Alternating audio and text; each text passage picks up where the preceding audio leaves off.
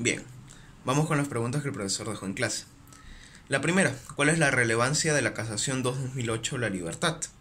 Bueno, el Código Procesal Penal, en su artículo 334 en el inciso 2, en ese tiempo, establecía que el tiempo de las diligencias preliminares eran de 20 días extendibles por el fiscal según él lo requiera, o sea que no ponía un plazo establecido. Lo que hace esta casación en sí, además de definir que las diligencias preliminares son solo para actos urgentes e inaplazables, es que el máximo plazo que puede tener las diligencias preliminares no puede superar a la investigación formalizada, a la investigación preparatoria formalizada. Entonces establece plazos fijos en el caso de los casos simples, 120 días, más 60 días más, lo que lo convierte en 180 días, y en el caso de los complejos 8 meses más 8 meses más, lo que serían 16 meses. Lo siguiente, ¿cuál es la relevancia de la casación 144-2012 Ancash? Esta casación en sí se da cuenta que el plazo que se le impuso a las diligencias preliminares es excesivo, porque como lo recalca, solamente las diligencias preliminares son para realizar actos urgentes e inaplazables. Entonces, el razonamiento del magistrado en esta casación es que no puedes darle 16 meses en caso de los casos complejos para realizar actos urgentes e inaplazables. No lleva lógica entre estas dos premisas. Por lo tanto, lo que hace el magistrado es reduce el plazo para las investigaciones complejas a 8 meses. Y se sobreentendería que el plazo para las investigaciones simples es 120 días. Siguiendo, ¿cuál es el problema del plazo de la etapa de diligencias preliminares en caso de crimen organizado? Aquí hubo una disputa desde que se dio la ley sobre crimen organizado en el 2013, porque estas dos casaciones del 2012 y del 2008 no contemplaban el crimen organizado como un caso aparte de los complejos, lo catalogaban dentro de los complejos, de los casos complejos.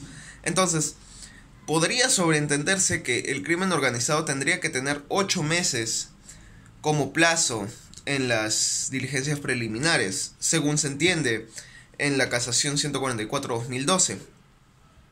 Pero ¿qué ocurre? Esta ley del crimen organizado viene también en la que se dice que las diligencias preliminares son 60 días extendibles por el fiscal, lo que tampoco le pone un rango de tiempo. Entonces, la casación 599 del 2018, del caso de Keiko Fujimori, define que siguiendo la línea del 2012 y deroga ya la del 2008 completamente, y siguiendo la línea de la casación 144 del 2012, el plazo para las diligencias preliminares en caso sean sobre crimen organizado no puede ser mayor a 36 meses, porque así ahora lo establece el código, que el plazo para la investigación formalizada es de 36 meses más 36 meses más.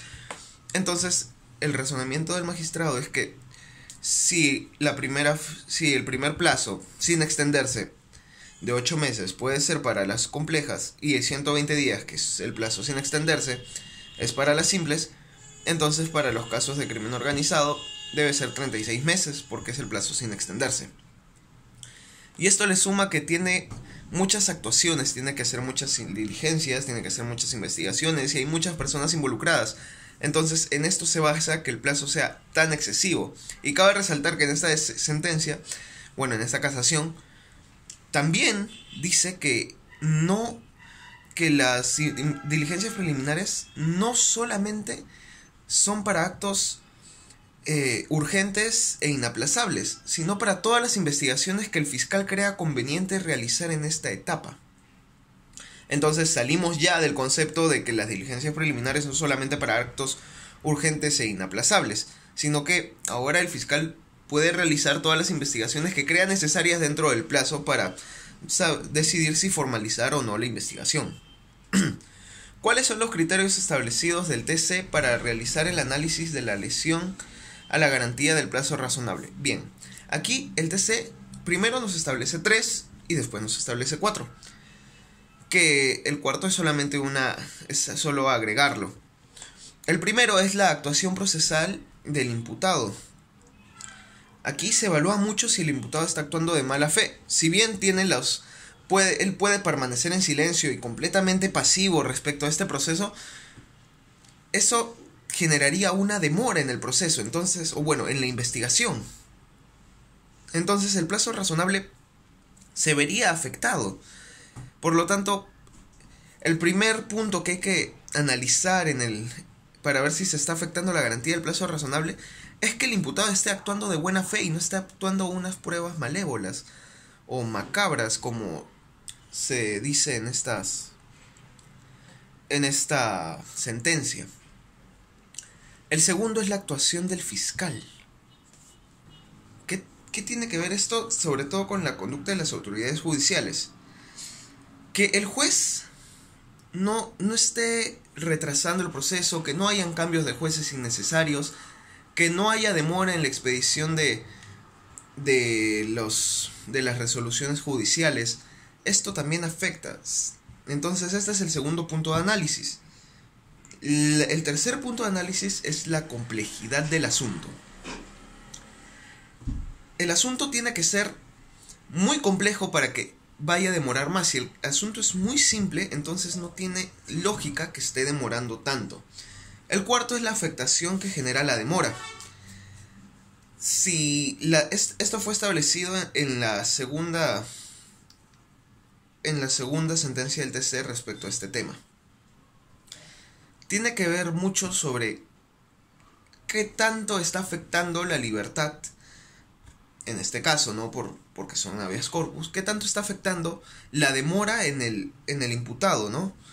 Porque si bien esta investigación conlleva que el imputado se presente cada 15 días, que no se mueva de su domicilio sin dar aviso al juez, esto lo afecta mucho.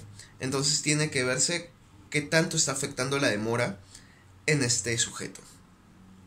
Quinto, ¿qué entendió usted de la clase realizada? Bien, la clase empezó dividiéndonos en cuántas partes se divide el proceso penal. La etapa de investigaciones preliminares, la etapa intermedia y la etapa de juzgamiento. Nosotros nos vamos a centrar en la etapa de investigaciones preliminares, de investigación preparatoria. Esta etapa de investigación preparatoria se divide en diligencias preliminares e investigación preparatoria formalizada. En las investigaciones preliminares se recibe la denuncia, que puede ser en la PNP o puede ser en la misma fiscalía. Lo que se recomienda que sea en la fiscalía. El fiscal remite la denuncia y emite una resolución fiscal que contiene los hechos, como primero. Contiene el hecho punible la calificación del delito o cómo está calificado dentro del código.